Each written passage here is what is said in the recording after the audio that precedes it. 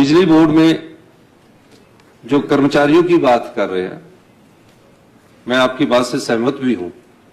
29,000 कर्मचारियों को तो हम ओल्ड पेंशन स्कीम दे रहे हैं। 6,500 कर्मचारी, जिसमें अधिकारी वर्ग के ज्यादा पद नए पद बनाए गए हैं।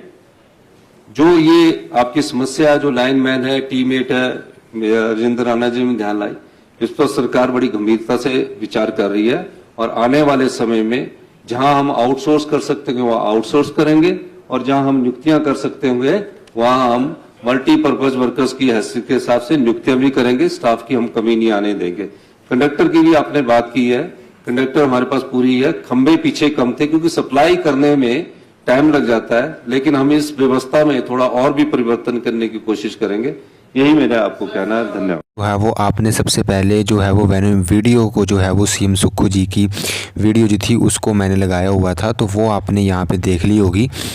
तो उसमें आपने सुन लिया होगा कि क्या सीएम सुक्खू जी ने जो है वो हिमाचल प्रदेश बिजली बोर्ड भर्ती के बारे में कहा हुआ है कि उन्होंने कहा है कि आपके 6,000 प्लस पद जो हैं वो दोस्तों बिजली बोर्ड में खाली हैं, जिसमें कि उन्होंने कहा है कि स्टाफ की कमी को जो है वो पूरा किया जाएगा और जैसे ही सरकार से हो सकता है अधिक से अधिक आउटसोर्स और मल्टीटास्क वर्कर के जो है वो हैसियत के तहत जो है वो आपकी HPSCBL में जो है वो भर्तियाँ की जाएंगी।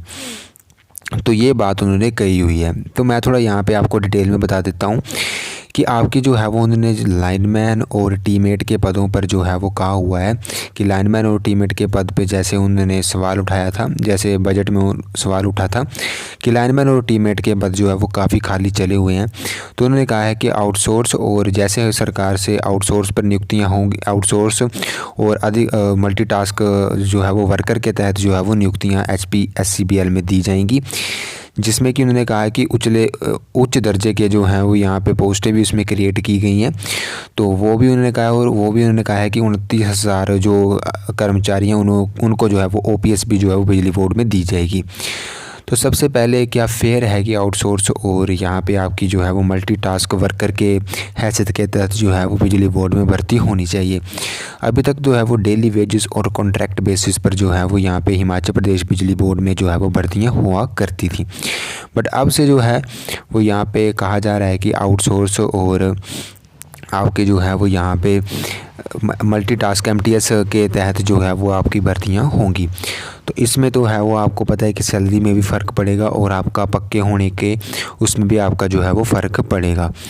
तो यही जो है वो यहाँ पे सीएम सुक्खू जी ने कहा हुआ है और अब उन्होंने ये भी कहा है कि स्टाफ की कमी को जल्द से जल्द जो है वो सरकार गंभीरता से ले रही है और जल्दी से जल्दी 6,000 प्लस पद जो बिजली बोर्ड में खाली पड़े हैं उनको जो है वो जल्द से जल्द भरा जाएगा।